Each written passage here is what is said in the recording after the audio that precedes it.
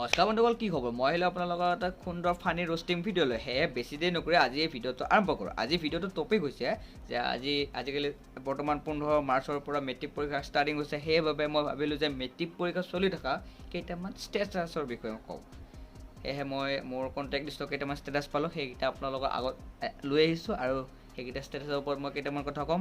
চ' ভিডিঅ'টো চাই এনজয় লওক।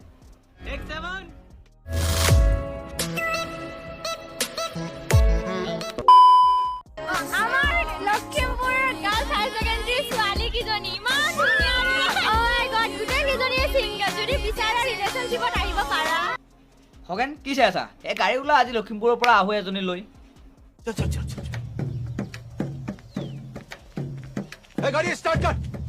যদি তোমালোকে স্কুলত গৈ কিনে ৰিলছ বনোৱা, ঘৰত আহি হোৱাটছএপত চেনে খোৱা, তেনেহ'লে তোমালোকৰ ৰিজাল্ট হ'ব 0।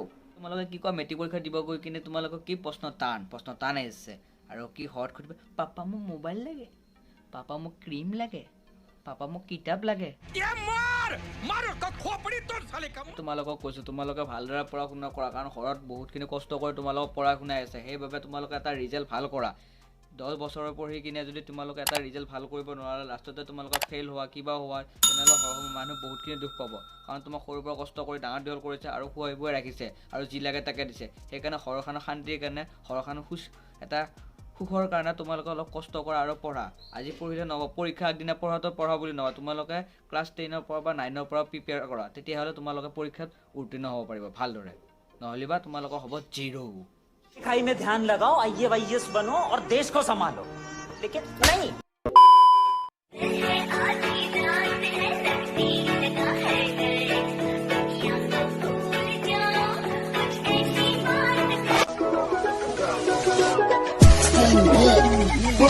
তুমি যি কৰিছা ভালেহে কৰিছা। তুমি পৰীক্ষা দি নম্বৰ পাইছা 0 আৰু লগে বিয়া হৈছা আৰু বেলেগক শিকাই থৈ গৈছে যে তোমালোকে এনেকুৱা পৰীক্ষা দিলে এনেকুৱা নম্বৰ পালে তোমালোকৰ বয়ফ্ৰেণ্ডৰ লগত পলাই যোৱা। মানে কি, তুমি নপঢ়িলা, সেইকাৰণে তুমি নম্বৰ পালা 0, আৰু কি বাকীবোৰ পঢ়িব নালাগে নেকি? খতম, bye bye, tata, good bye, গয়া। কালি পৰীক্ষা চিট মারছি, আজি ভাল জায়গাতে মারছি, বেয়া জায়গাত মারা নাই। অত দিনে ঘুমে থাকলো, রাতে মোবাইল চাই থাকলো, সিনেমা চাই থাকলো, গাত লাগা না। আজি কিন্তু মোর মাথা চাথা বিষ হয়ে গেছি টেনশনতে। দোয়া করবো যে পাস করি যাও। ফেল আৰু এতিয়া ফেল ফেল।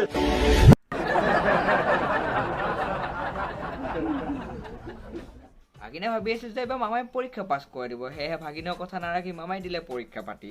তাৰপিছত আমাৰ ভাগিনৰ অৱস্থা এনেকুৱা বেয়া হ'ল, ভাগিনে চাই আছিল চিনেমা, নাই পঢ়া নাছিল। কাৰণ লকডাউন চলি থকাৰ ফলত ভাগিনে ভাবিছিল এইবাৰ পৰীক্ষা নহয়, কিন্তু পৰীক্ষা হোৱাৰ পিছত ভাগিনৰ অৱস্থা এনেকুৱা হৈছে। যিকোনো নহওক ভাই, তুমিতো কিবা এটা লিখিবা, কিন্তু ফেইল কৰিলেও কৰিবা, পাছ কৰিলেও কৰিবা। এতিয়া তোমাৰ ওপৰলৈ একো কৰিব নোৱাৰে। তুমি যদি 365 দিনত যদি এদিনো পঢ়িব নোৱাৰিলা, আজি পৰীক্ষাৰ আগদিনা পঢ়ি তুমি কি কৰিবা? সেইকাৰণে ভাই কৈছোঁ, পঢ়িব শুনিব নালাগে, বেলেগ কাম কৰা।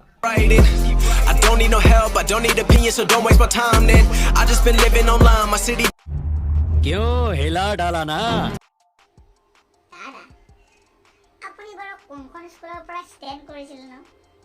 নহয় মানে কথাটো বুজি পাই কিনে কৈছোঁ, মই ষ্টেণ্ড কৰা নাই।